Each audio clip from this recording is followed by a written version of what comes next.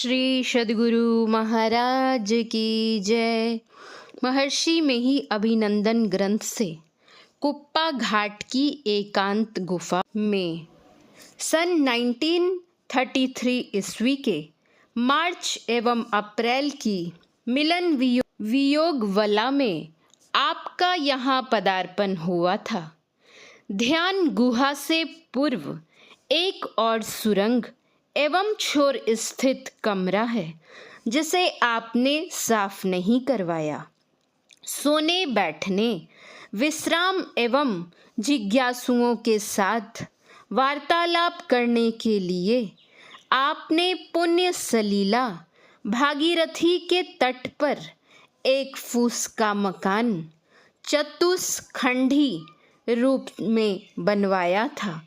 देहात में इस भांति बने फूस के मकान को लोग चौखंडी कहा करते हैं। इसमें 2 चौकियां बिछाई रहती थीं। एक पर आप आसीन रहा करते तथा अन्य पर वार्ता करने वाले जिज्ञासुओं के बैठने की व्यवस्था थी। यह फूस की कुटिया चारों ओर जाफरियों से घिरी हुई थी। दक्षिण पार्श्व के घिरे प्रांगण में रंग बिरंगे फूल एवं क्रोटन के पौधे लगे हुए थे। इसमें लोग सत्संग करने के लिए आते थे। यहाँ से कुछ पूर्व की ओर हटकर स्नान करने एवं जल लाने के लिए मनोरम घाट बनाए गए थे। घाट से गुहा तक जाने के लिए प्रशस्त पथ बना हुआ था। गुफा की मरम्मती, सफाई, दीवार एवं सोपान आदि बनाने में लगभग 200 रुपये आपने खर्च किए।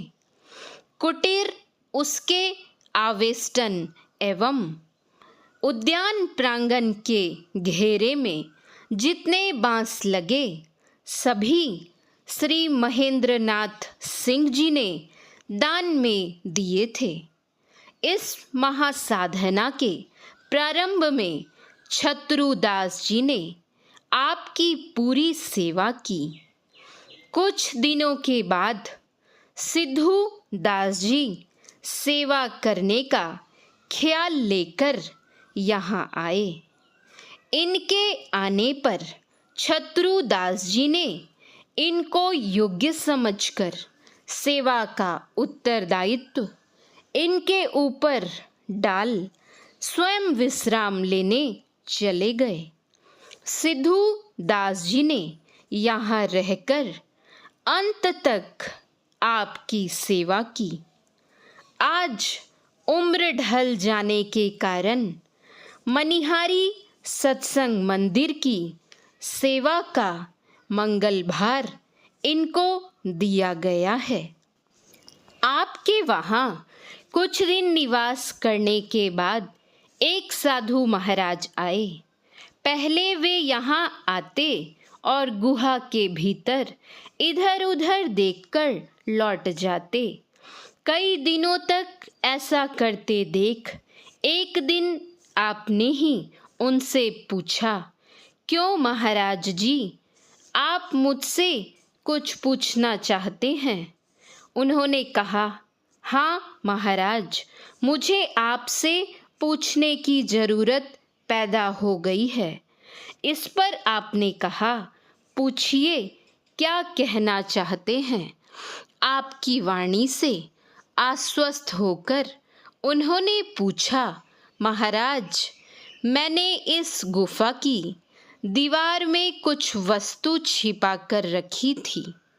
आपकी आज्ञा हो तो मैं अंदर जाकर उसे ले लूं। उस समय भीतर में राजमिस्त्री चबूतरे पर पलस्तर कर रहे थे। आपने कहा, निस्संदेह आप भीतर जाकर अपनी रखी वस्तु निकाल लीजिए।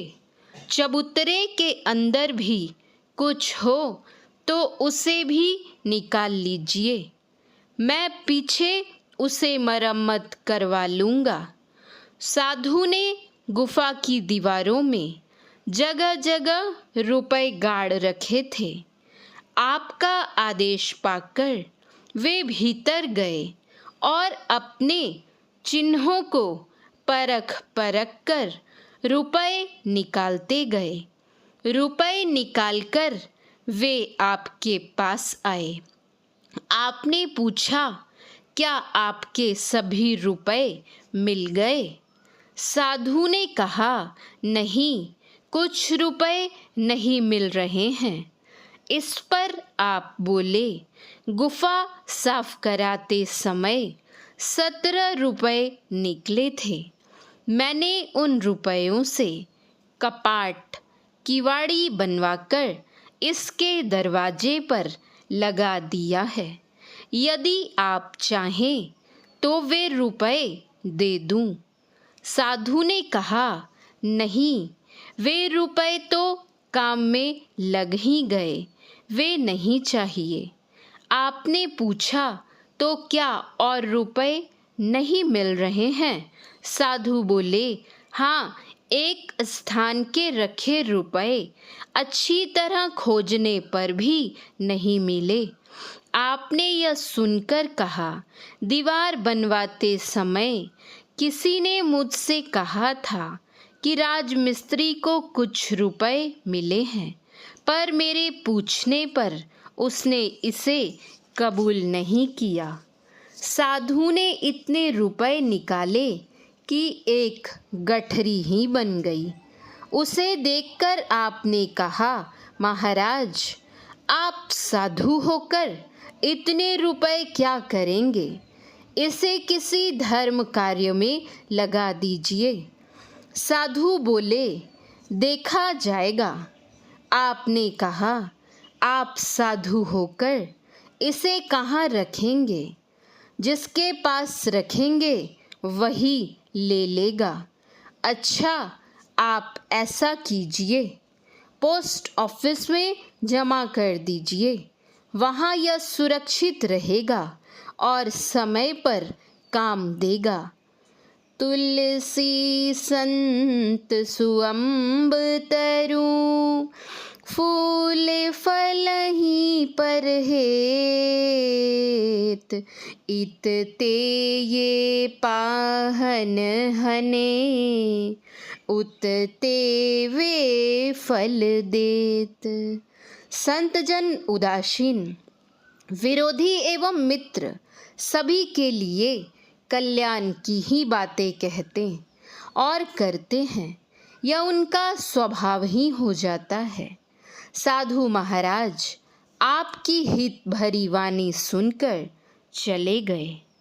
श्री सद्गुरु महाराज की जय। श्री सद्गुरु महाराज की जय। श्री सद्गुरु महाराज की जय।